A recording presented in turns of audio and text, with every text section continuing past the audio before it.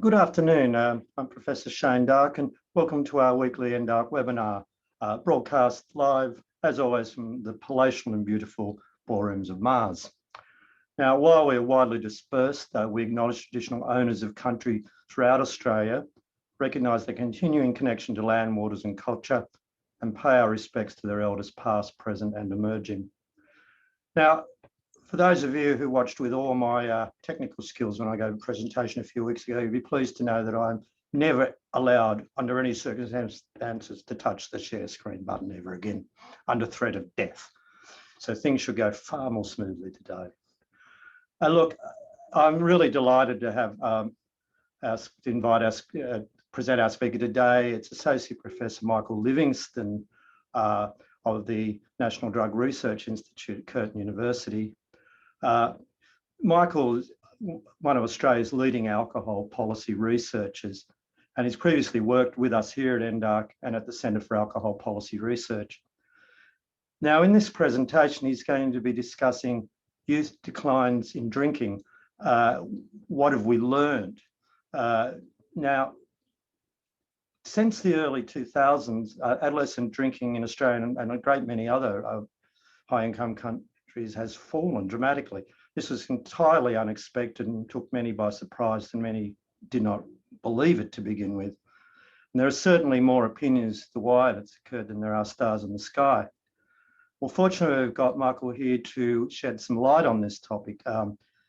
He will look at the phenomenon itself, the potential causes, implications for adult drinking and harm, and importantly, next steps for research. And I'm also pleased to be able to say we're going to be joined question time by Professor Michael Farrell, Director of NDARC. Prior to his appointment, Michael worked as a drug and alcohol clinician for over 3 decades in Europe.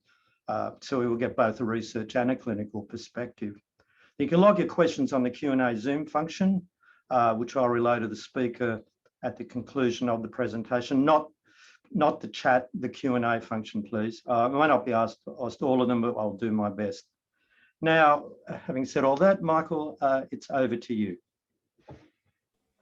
Thanks, Shane, and thanks for having me. I also just want to acknowledge that I'm presenting on Wurundjeri land here in Melbourne, and that acknowledge the elders past and present whose land I'm lucky to be on.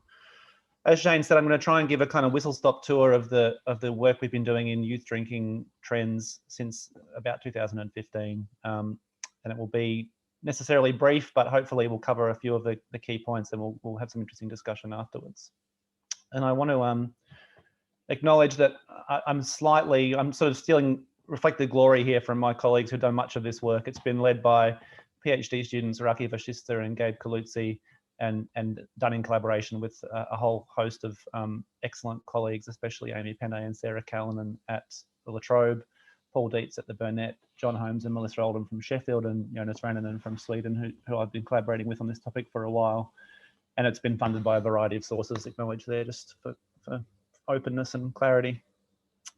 So it's going to start with a kind of slightly dull history lesson about the alcohol in Australia. I think we have a sense in Australia of alcohol as being central to our culture, of us as a hard drinking kind of country, that this is kind of fixed, you know, the place of alcohol in society is kind of permanent in Australia, but it's not the case. It's people who've studied the history will be aware that it really has shifted a lot over time in various ways, and that can be both changes driven by major social movements across the whole population, or shifts at the generational level, which is the main focus here today.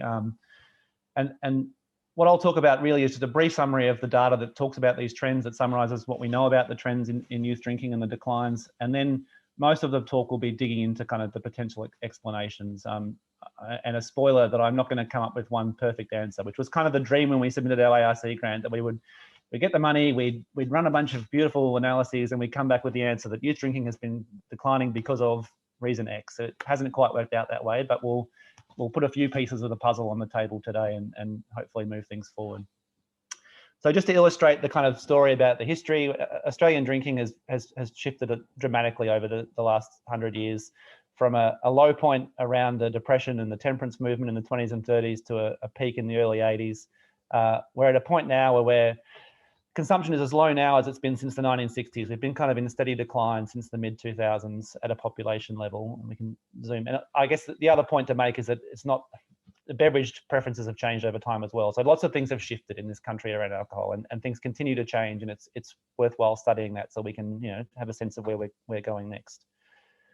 Looking at just the last 20 years, this is just zoomed in on the chart before, showing that we kind of had a steady increase in drinking through the first 5 or 6 years of the 2000s. There was a lot of public concern about alcohol in that period, and since about 2008, we've seen a sort of pretty much a steady decline with a few little steps along the way down. And underlying this trend is really data that shows this is about a shift at the youth end of the population. This is a summary of the change in drinking from survey data. These previous charts come from tax and sales data from the ABS, but we've done a bunch of work showing that surveys reasonably well approximate the trends, at least in the sales data. They obviously underestimate consumption, but they track change pretty well.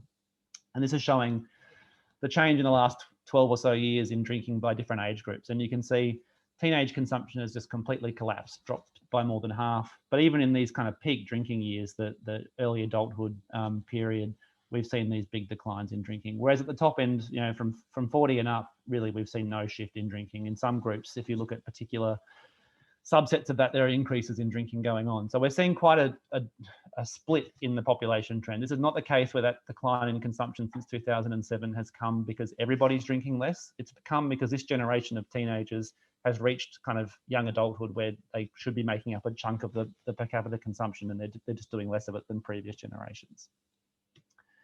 And that's from the National Drug Strategy Household Survey, the kind of main Australian alcohol and drug survey. And we did a quick check in the National Health Survey and the HILDA panel survey and found similar things. If you look at the change between 2007 and 14 or 13, big drops for the teenagers and young adults. In the NHS, there's been some declines across the whole population, but much less than for youth.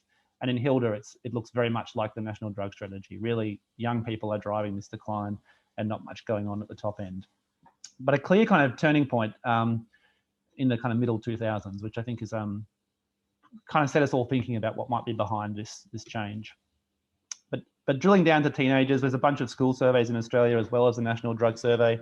And this just shows kind of starkly how much things have shifted. In 2001, nearly 70% of 14 to 17-year-olds consumed alcohol at least once in the past year. By 2019, we're down below 25%. So it's dropped by more than half from a behavior that was kind of a majority behavior. This is now something that's reported by 1 in 4 teenagers, and similar data for different ages in the school survey. So really consistent evidence that abstaining is kind of the new normal. For people under the age of 18, not drinking is more common than drinking, which is a big shift for the population. There's school survey data going back to the 90s, which, you know, this is unprecedented, basically, at least in the 30 years that we have good school data, good survey data. If you look at risky drinking, you see the same thing. So it's not just about kids deciding not to try alcohol. It's if you look at kids who are drinking at risky levels, that's dropped by more than half as well across most of our measures. So you're seeing a drop in any drinking and a drop in heavy drinking. So kind of encouraging shifts from a public health point of view. And these shifts, we started trying to poke around about what might be happening in the background. And there's good evidence, at least up to 2013, it started to taper off, that there were there's been a changing kind of perception of alcohol in the Australian community. These are 2 survey items which ask respondents to identify which drug they think causes the most deaths in the Australian community and which drug they think or which problem they think is of most concern.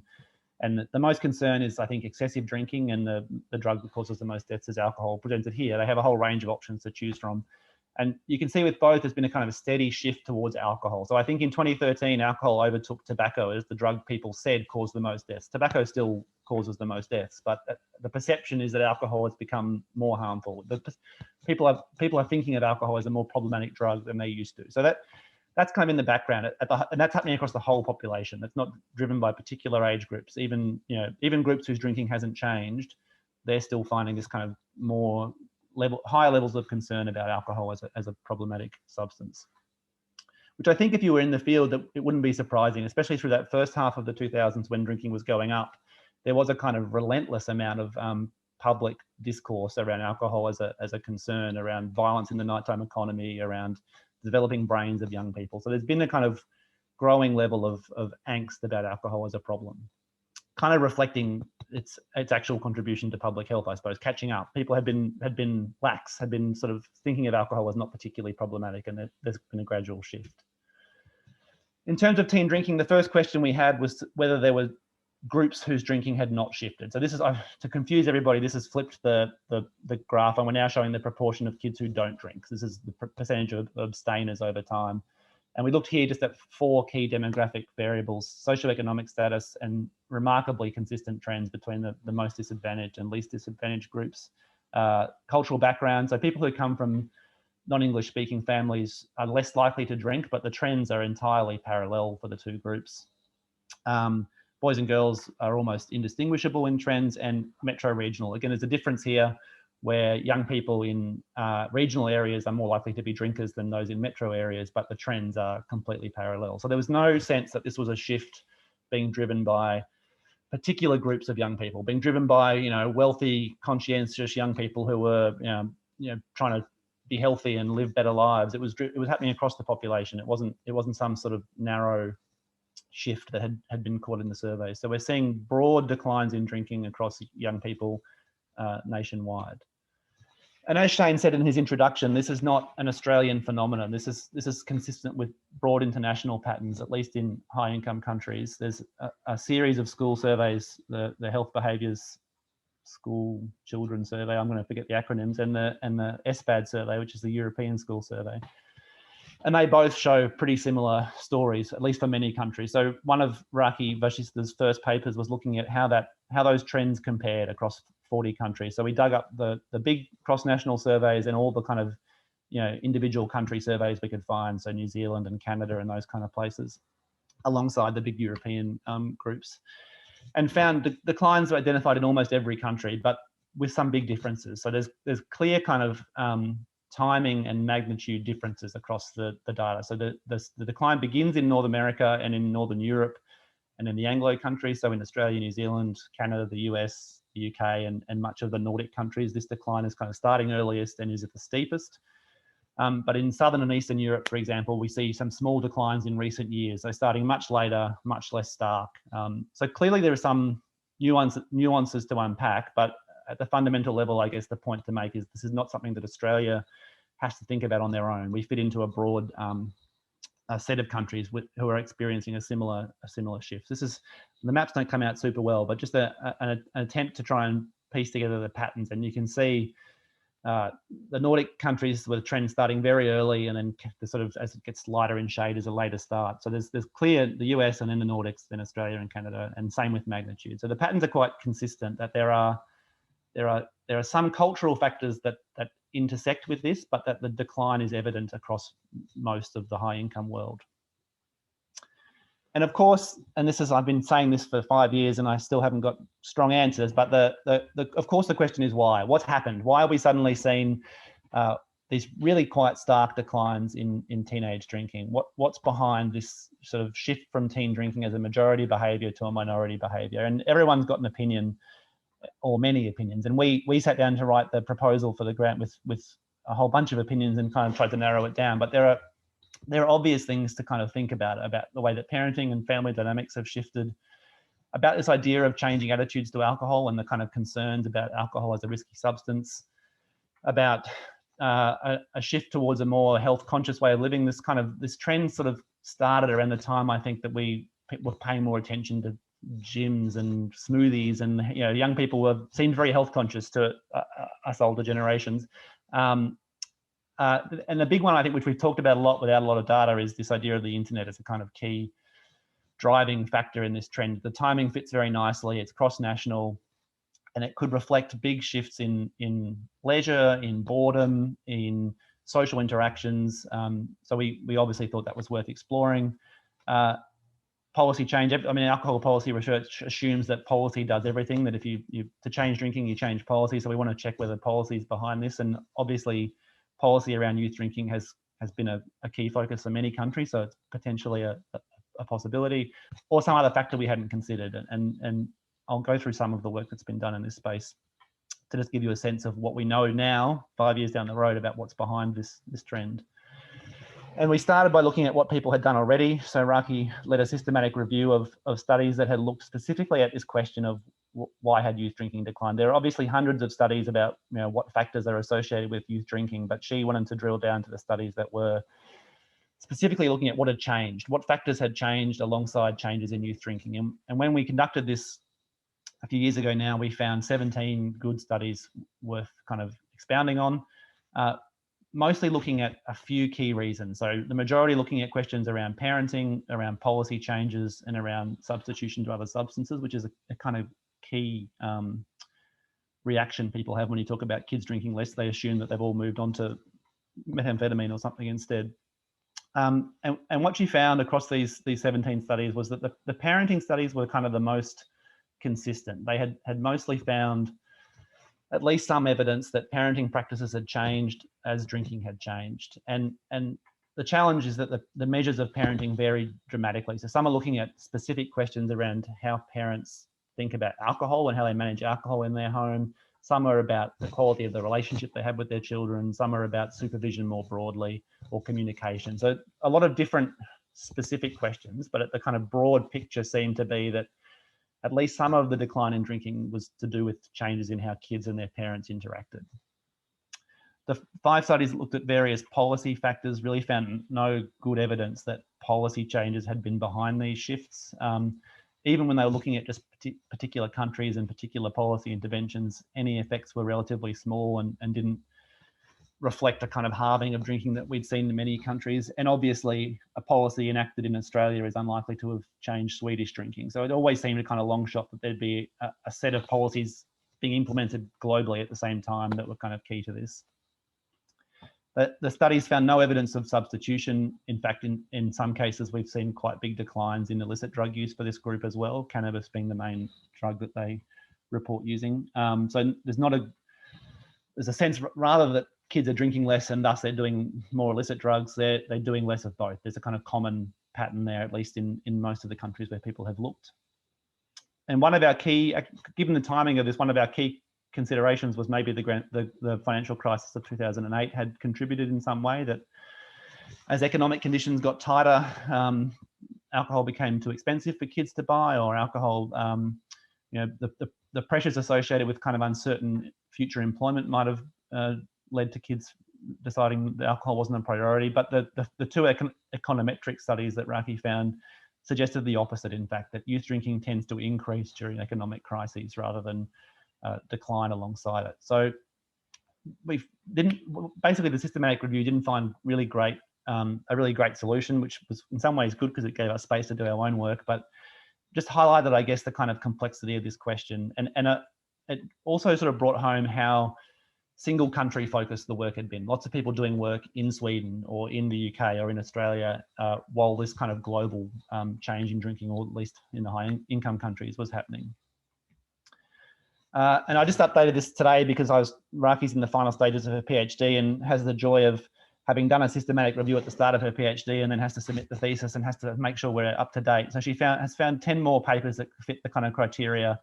And again, there's a bit more evidence for parenting factors, especially around specific questions about supply of alcohol to kids. So kids are finding it hard to access alcohol from their parents than they're used to. There's a few quite good studies now, and I'll talk about one of ours, that suggests the internet hasn't been a key driver of this in the way that we imagined. That increasing time spent online is not associated with decreasing drinking. But in 2 studies where they had good data, there is evidence that reductions in face-to-face socializing, so that's obviously connected in some ways to the internet, has contributed to reduced drinking. So kids are spending less time with their peers in person outside of school, and that seems to be at least part of the story in these 2 studies from Europe.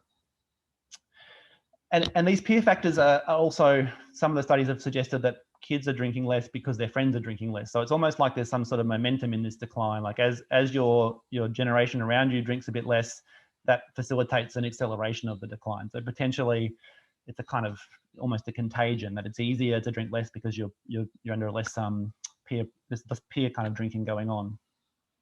Again, no real evidence that substitution was important. No one's finding any evidence that kids are picking up other substances instead of alcohol. and not much evidence for policy. In fact, almost counter evidence. There's a couple of nice studies from the Nordic countries that show that price has really had no impact on these trends. So in Finland, where alcohol taxes were cut quite sharply, adult drinking increased, but the decline in youth drinking just continued on the same pattern as before. So in some ways counter to a lot of our expectations from an alcohol policy perspective, but opening up interesting questions about what else is going on here. And a lot of this work is coming out of the Nordic countries. Increasingly, people are starting to look across multiple countries at the same time, but there's a lot of Swedish studies, a lot of Norwegian studies, and a few Australian studies. So that's kind of the background to our work. Amy Panay and I sat down and wrote this grant with a bunch of colleagues in 2016, maybe 15. And the idea was to try and, as I said before, kind of definitively answer this question of why is Australian youth drinking declining? And the focus of the grant was about Australian drinking, but inevitably, once we started doing the quantitative work, we realised that we had to look cross-nationally to sort of answer some of these questions in a more robust way. And alongside a bunch of quant work, which I'll mostly focus on today, we had Gabe Kalutzi doing a qualitative study with 50 young Victorians who were either not drinking at all or drinking very little, which I'll briefly cover at the end. And this work is kind of linked up with some teams in the UK at Sheffield and in Sweden at SORAD and Karolinska who are tackling similar questions there. And while the studies are all kind of running on their own tracks, the idea is to build collaboration in along the way and try and make sure that our work informs each other and that we have at least some kind of collaborative outputs at the end of it all. We focused on a few key areas that I've already talked about from the theory and from our kind of brainstorming about what might be important. And as I will repeatedly acknowledge, a lot of this work has been led by Raki and Gabe. So any glory associated with it goes to them, and any mistakes are undoubtedly the product of my fumbling translation of their fine work.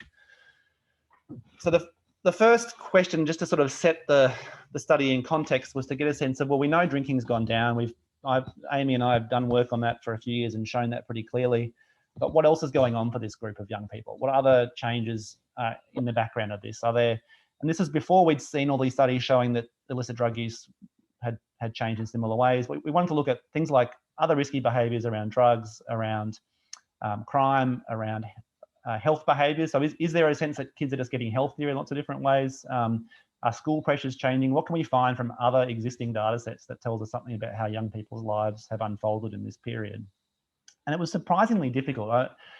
It's not the main point of the talk, but I was quite struck by how limited some of our data collection is for young people in a kind of systematic national way.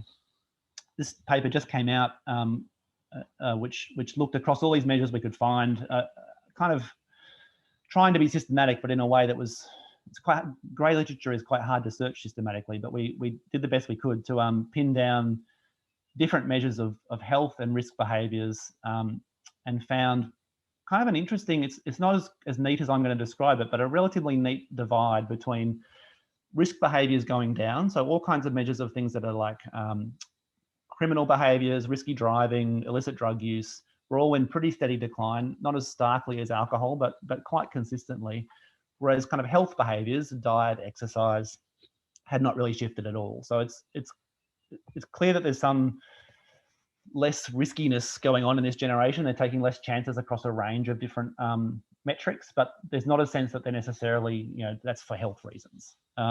There are some suggestions in this data and elsewhere that this cohort, and this is all pre-COVID, so who knows what it looks like now, there are mental health issues increasing in this cohort. So there's potential links there between pressures and stress leading to anxiety and less risk-taking, but this is all very descriptive in this first paper. We thought we might find some evidence of kids staying in education for longer or employment rates being a problem, but the data is pretty, for this age group, for sort of up to 17 or 18, there's not a lot of shifting in the data we could find. Just an illustration of some of the risk behaviours here. This is from the school survey showing various illicit drug use, the same kind of declines as alcohol and not as stark. Some national data from the ABS on youth crime. Again, I think this is 14 to 17, I think, maybe 12 to 17, but pretty steady declines. And this is our measure of injuries to young drivers, which is our best proxy for kind of risky driving at a national level. And again, pretty steady decline since the data has been consistently collected. So that gave us, at least some indication that we need to think not just about alcohol, and there are other factors here that are changing around us when we're looking at youth drinking. But then we immediately just ignored that for a second and looked at a particular policy question, because we knew the Alcopops tax was kind of key in Australia timing wise, and there'd been a bunch of studies that suggested it maybe had small impacts on drinking, but the trends were there beforehand, and that it was probably not doing the work of halving youth drinking in 15 years. But we'd seen some previous work overseas that suggested supply of alcohol for young people was a factor, that kids were finding it harder to access alcohol. And we knew that over this period, secondary supply laws had come in across the country. Various states implemented these laws at various times, and they're basically laws which forbid you from giving alcohol as an adult to anyone except your own children, with various caveats. You can have permissions, you can have processes where you have a party at your house, and there is some possibilities, but the idea was to reduce that kind of supply from adults to kids. And it was kind of a domino effect across the country. I think New South Wales had this in their Liquor Act from at least the 90s, but other states changed through the 2000s and explicitly forbade this practice. And there was often a lot of publicity around it. So we thought there's a nice pattern here. We've got different stages of implementation, so each of the states can act as a control for each other, and we can look at did Victorian drinking go down compared to WA drinking when Victoria implemented the policy. We had good survey data from the National Drug Strategy to try and answer that. And really we found across each of we looked at any drinking, so did it affect initiation or participation in drinking? Did it affect supply of alcohol from parents as reported by the kids?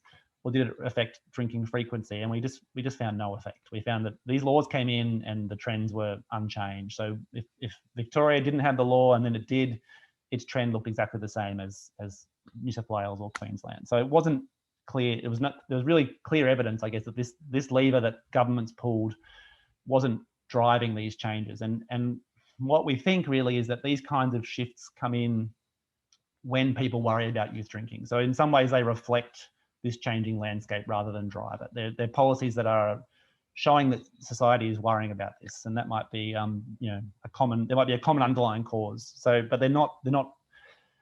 I come across sometimes saying these are bad policies. They're not necessarily bad policies, but they're not the policies which are driving youth declines in drinking in Australia. They haven't been key to the big drops that we've seen.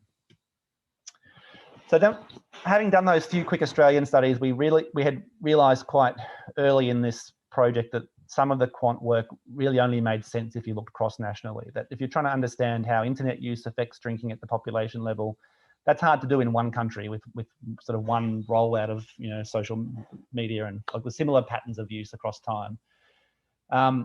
Unfortunately, it's hard to find good.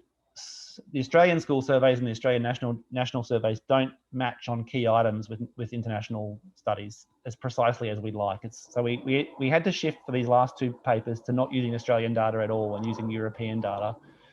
And we were sort of struck by what a great resource this ESPAD, the European School Survey Project on Alcohol and Drugs, is. It's been running since the 90s. It's been running in around 35 countries. Some years, different countries drop in and out every 4 years. It's quite a thorough questionnaire on both drinking and drug practices, but also on a bunch of factors that might be important, on parenting, on computer and internet use, on a variety of leisure activities.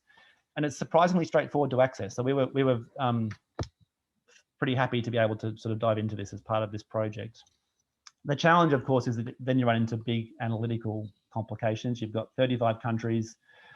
So you've got kids nested within schools, nested within countries, repeated over years, and you're trying to analyse the population changes in time. And poor Raki spent months mastering models that I don't quite understand, but that are very impressive in how they can portion out the variance across these various factors.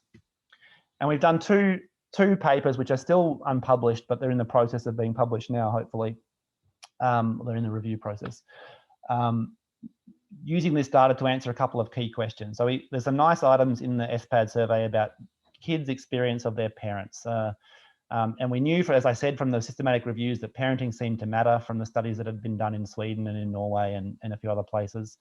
And we knew from some other descriptive work that there had been some shifts in parenting, that parents were more likely to supervise their kids more closely, that there'd been some measures of kind of relationship closeness or quality had shifted at the population level. So we thought this is probably worth trying to answer with this multi-country data to see if the parenting changes varied cross country as the drinking changes did. I don't need to repeat much of that. So we had two sets of items in the SPAD data, one on the kind of classic questions about parental supervision, and there's about 5 items with questions like, my parents know where I am in the evenings, from almost never to almost always. My parents know where I am on the weekends. My parents know who I'm with when I'm not with them, so forth. And those have been collected the whole time.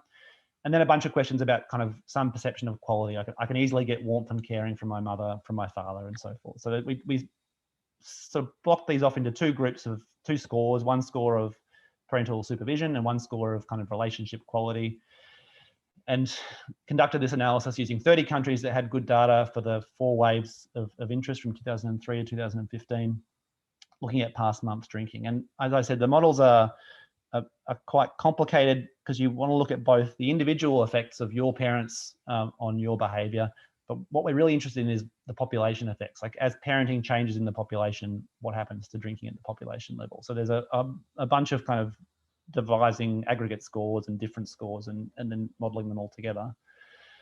And at the individual level, so for a single, a young person who has parents who supervise them more closely, they'll drink less. That's pretty consistent from the previous studies and from our data. At the aggregate level, we found almost no effect. We found a small effect that as parental relationship quality improves in a country level, drinking goes down. So as parenting gets warmer, drinking declines a little bit. But otherwise, there was no major population effects. And those effects were small. So when we fully fitted the model, we explained a small portion of the decline in youth drinking. So parenting may have made a difference, but it hasn't driven the whole shift. It left a whole bunch of decline kind of unexplained, which is consistent with some of the earlier papers. Even the papers in Raki's review that found parenting mattered found still other things must be going on because the decline wasn't entirely explained by parenting.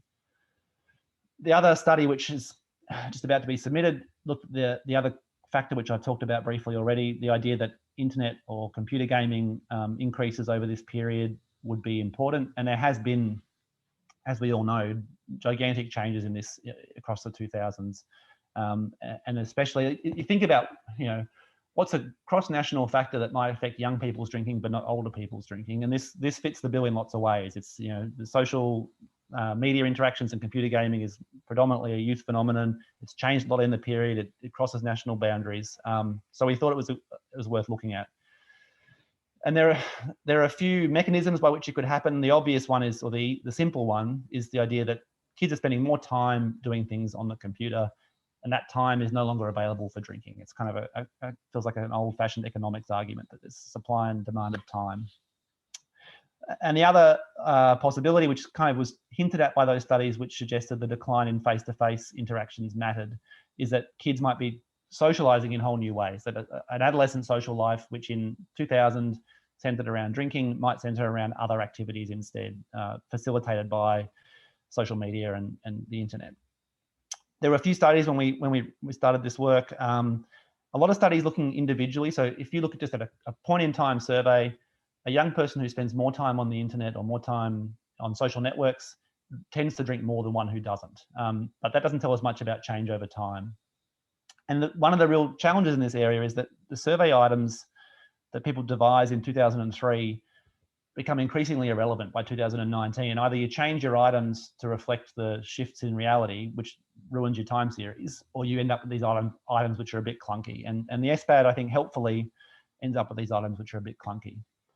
They have very good items in the recent wave, but the consistent items over time ask these fairly crude questions about how often do you use the internet for leisure activities and how often do you play computer games? And they're kind of, the most frequent you can say is almost every day. And internet use for young people happens every day. So by 2019, the high majorities, vast, the vast bulk of kids are saying they use the internet a lot of the time.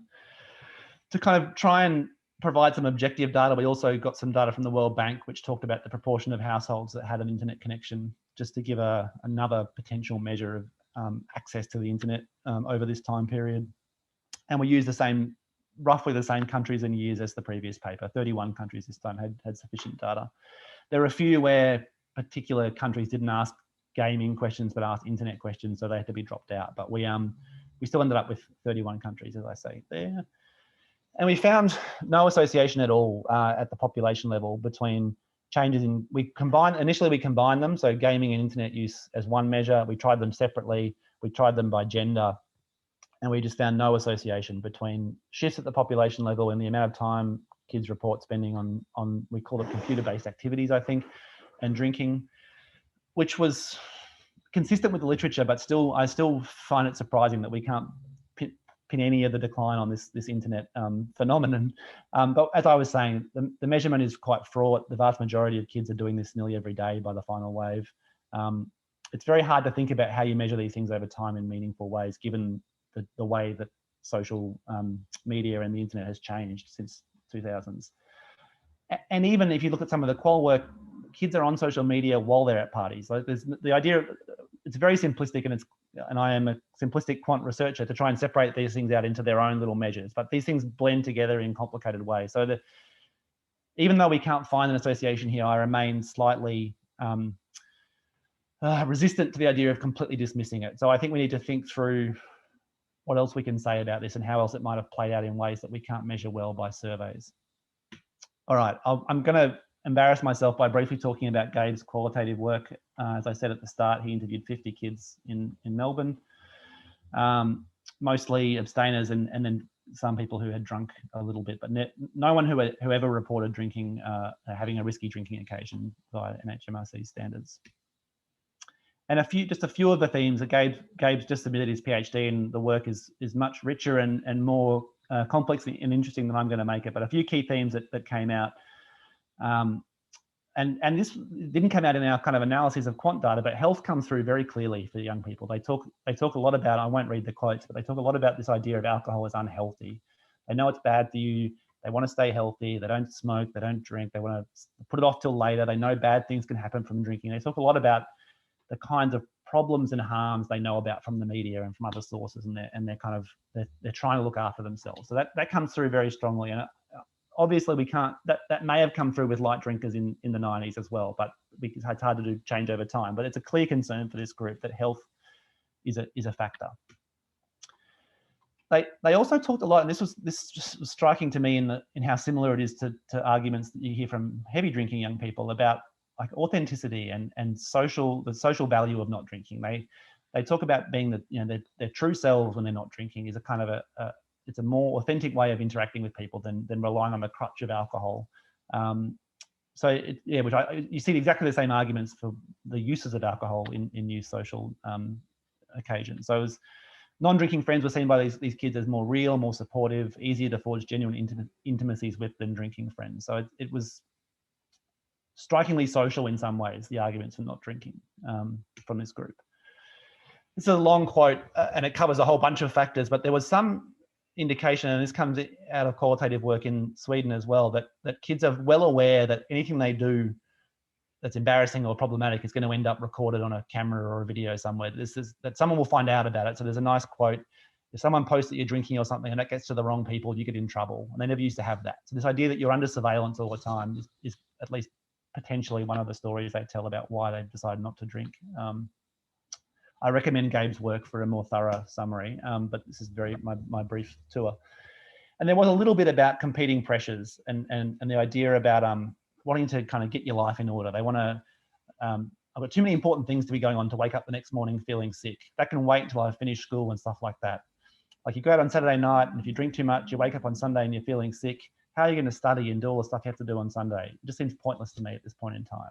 And this was a topic that we'd love to unpack, I think, quantitatively somehow, but it's hard to figure out what we can do with the surveys that exist. This idea that young people feel more pressure now to have their lives in order, to have everything kind of, to finish school, go straight to uni, have all the kind of things lined up in a row.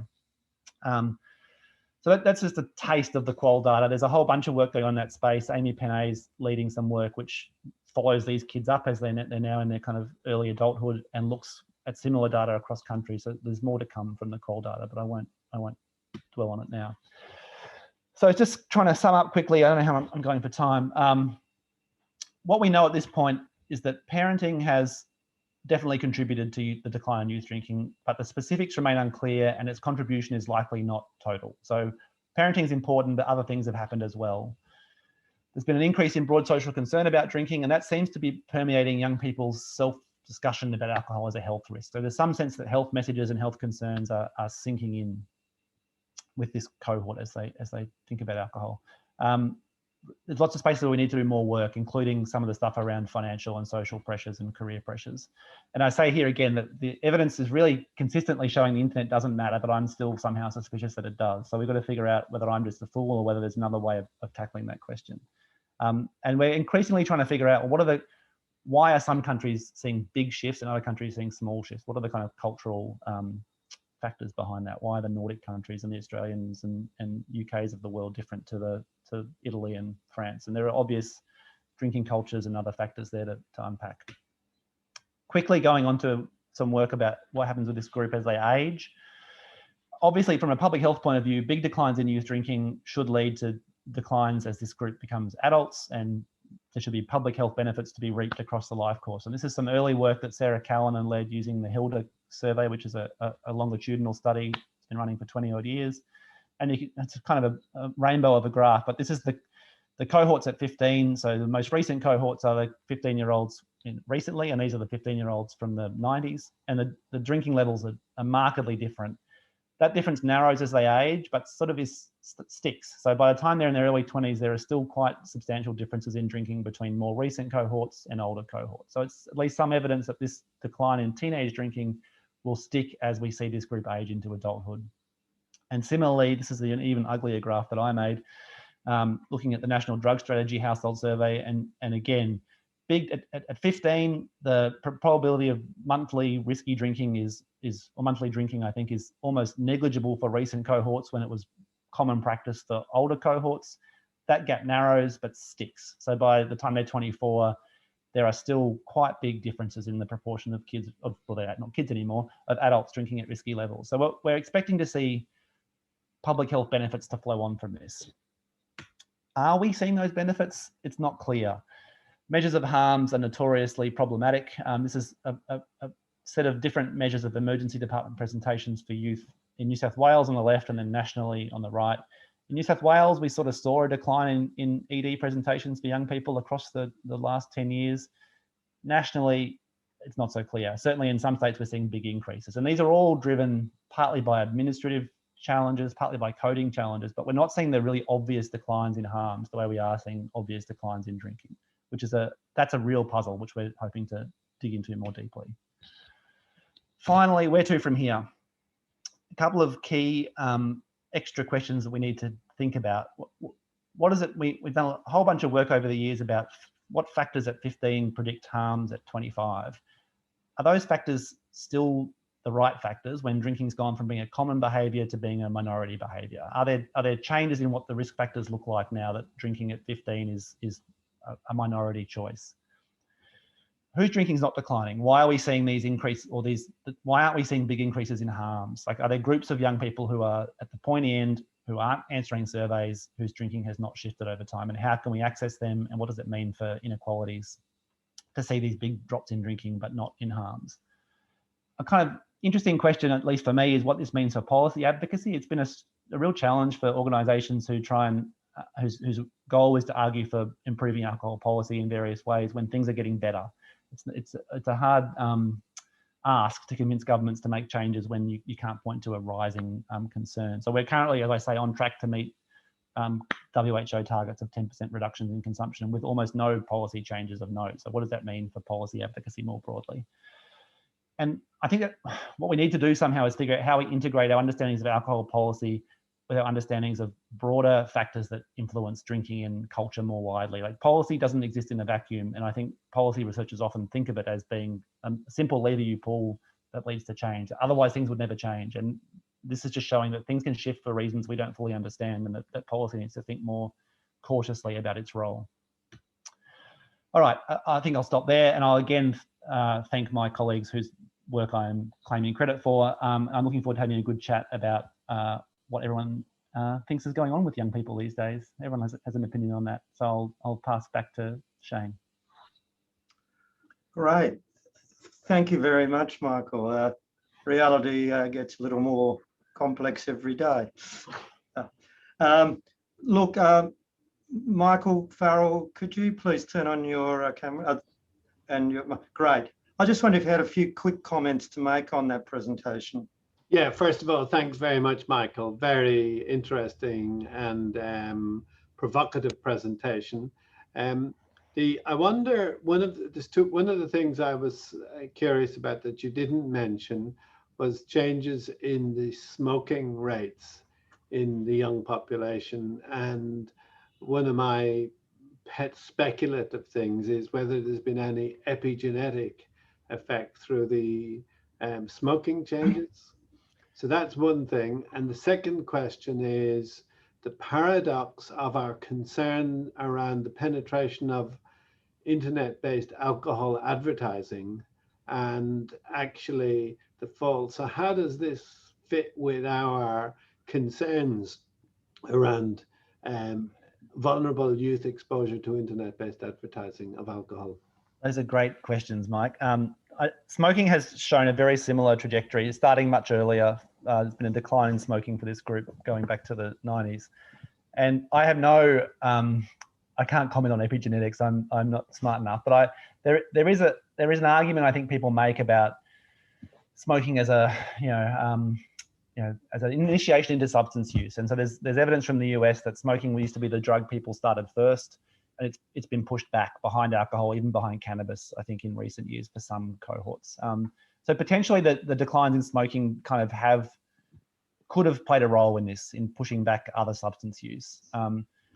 It feels different to me from a kind of qualitative sense that the smoking campaigns have been strong and the supply has been restricted really strongly in ways that we haven't seen, and advertising, obviously. Sure. And that's the internet advertising is such a challenging question because we know it's happening. We know kids are seeing lots of very sophisticated campaigns online. We're not seeing increases in drinking. We can't even, it's very hard to even study because these campaigns are so targeted that a researcher logging onto Instagram doesn't see them. Nick Carra from UQ does some excellent work in the space. So I think it is a concern, but I guess the same as I was saying that policy isn't the only thing that matters. For the industry, marketing isn't the industry doesn't control the whole story either. So there are big cultural shifts going on here, I guess, that are being pushed against by the industry in one direction and by policy in the other. But there are factors that are external to both of those players that seem to be driving this decline. That industry must be pulling their hair out that they can't get kids to drink more. I'm sure they wouldn't say that. Well, just relating to that, Michael, we've got a question here from Emma, who's interested if there are any consideration of industry activities. Is there less of a targeting of youth or focusing on other groups? Yeah, I mean, I think it's impossible to really know because if you ask the industry, they've never targeted young people, so nothing's changed. They're continuing to be responsible corporate citizens, but there is a sense, at least anecdotally, that there have been some shifts towards focusing on women drinkers, for example, on other groups of drinkers as a focus of their marketing campaigns. And so I know, for example, there are some big health promotion campaigns being run for sort of middle-aged women in the ACT, because that's a group whose drinking has gone up and who I think are being partly targeted by industry.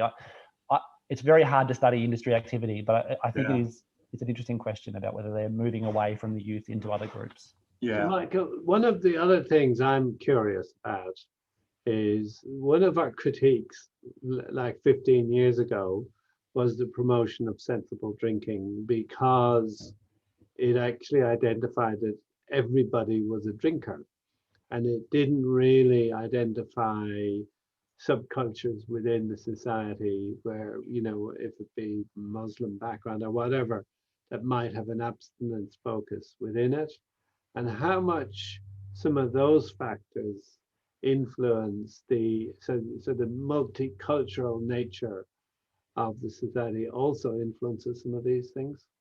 Yeah, it's a good question, and we've looked a little bit at it. There isn't a big enough demographic shift to explain a kind of halving of teen drinking, at least on its own. But there's a nice study out of, I think, Denmark that shows kids from Danish ethnic backgrounds who are in classes with immigrant children from lighter drinking cultures become less likely to drink. So there's potentially some social networky effects where, as we've increased the number of young people in Australian schools, for example, who come from cultures where alcohol is not as central as it has been here historically, they may be influencing their friends away from, so that it's not going to, it hasn't changed so much in 20 years that it's going to be the full story to drive this halving of drinking. But there's some really interesting sort of hints from the Danish work that it might be a kind of social contagion in a good direction, in a lighter drinking direction. Okay. There's a couple of questions on pricing. One is from, sorry, I'm just trying, any thoughts from anonymous attendee, any thoughts on why price didn't influence youth drink? Then there's something related to that from 2TNUMV. It's an unusual name. I like it. Since 2008, real alcohol prices have risen substantially and young people have less money. They're both looking at the same thing. You've got a rising price and you're suggesting that that hasn't been a major factor.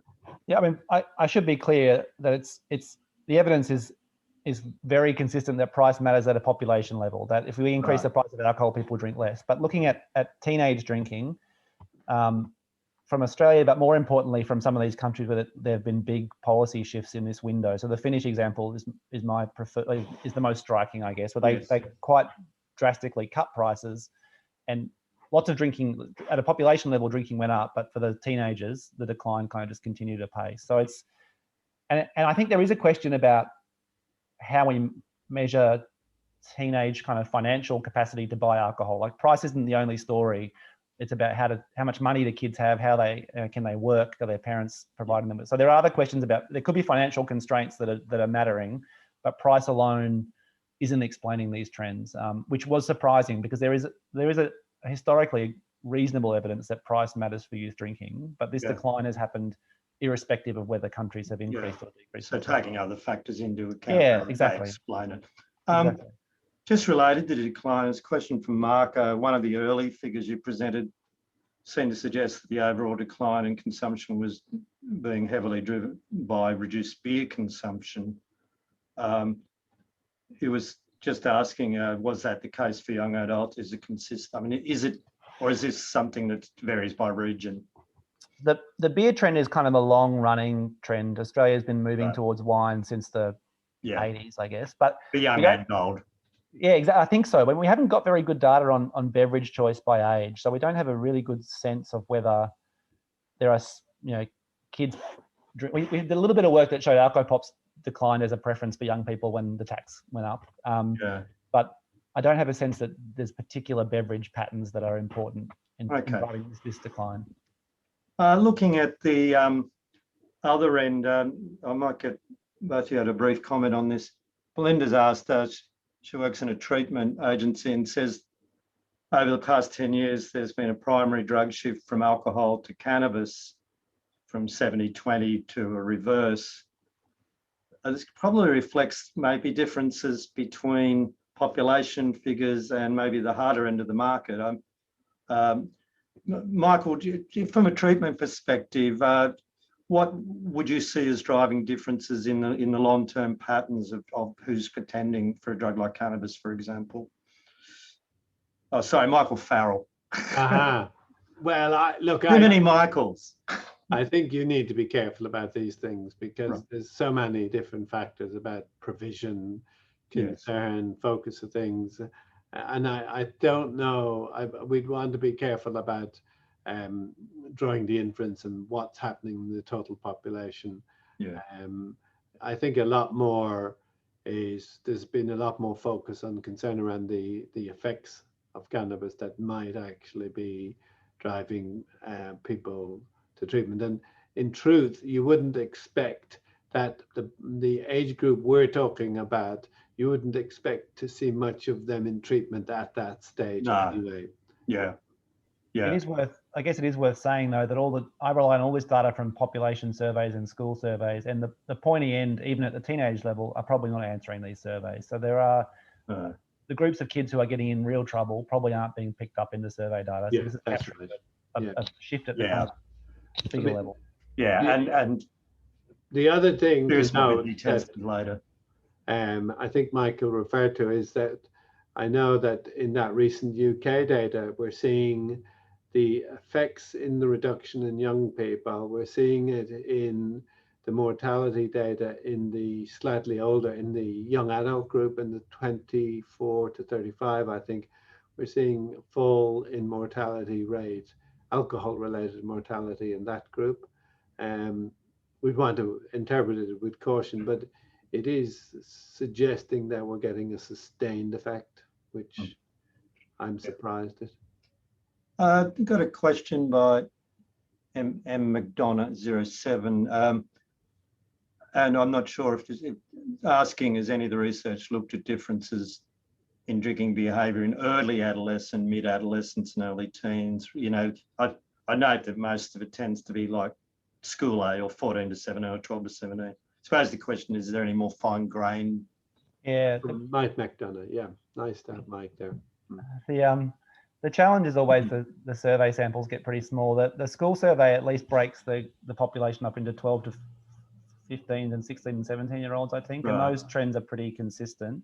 If anything, I think the early teens are dropping more quickly. But yeah, it hasn't been fleshed out in a lot of depth because the data is just a bit difficult to access. It's an interesting idea.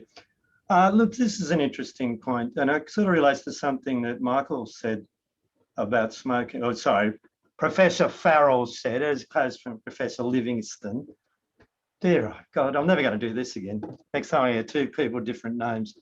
Any thoughts about, I'll ask you, Michael Livingston, first. Any thoughts about increased vaping by young people, how that might feed into all of this? I don't have any thoughts about really, except for the fact that I guess this, thinking about the drinking trends, they've been kind of in play since the early 2000s. So vaping may be playing a role now, but it probably wasn't driving these shifts through 2010 or so, I guess. I don't know when it took off here. The vaping report rates of regular vaping are so low that they're highly unlikely to be anything. If you were looking for some of these drug effects, you'd think a nicotine type effect, if you're getting it through vaping, might be driving up rather than driving down. Right. We've got time for a couple more questions. One of the attendees is thinking about young people with a significant history of trauma and disadvantage, and they're wondering if they're disengaged from schools and not being picked up in school surveys, and perhaps I mean, you can only survey what's in front of you, but I suppose the question is there unrecognised drinking in younger people that's not being picked up? Yeah, I mean, absolutely there is. We're obviously constrained by what we can get people to respond to, and these surveys are going to capture the more engaged young people, and that is at least one of the reasons why I'm not as surprised by some of the harm data I presented from Australia shows not big declines, and it may be that the kids who are ending up in emergency departments or hospitals are the people who aren't answering surveys. So there could be a whole group of marginalized or vulnerable young people who we don't know about their drinking, and maybe it's increasing, maybe it's as heavy as it ever was. It's hard to access. There are some nice studies, I think, that maybe NDARC's involved in trying to access those the risky youth drinking cohorts through convenient samples and things, so that people are trying to understand that population, but it's not going to be in the school survey. It's because as the questioner says, it's school.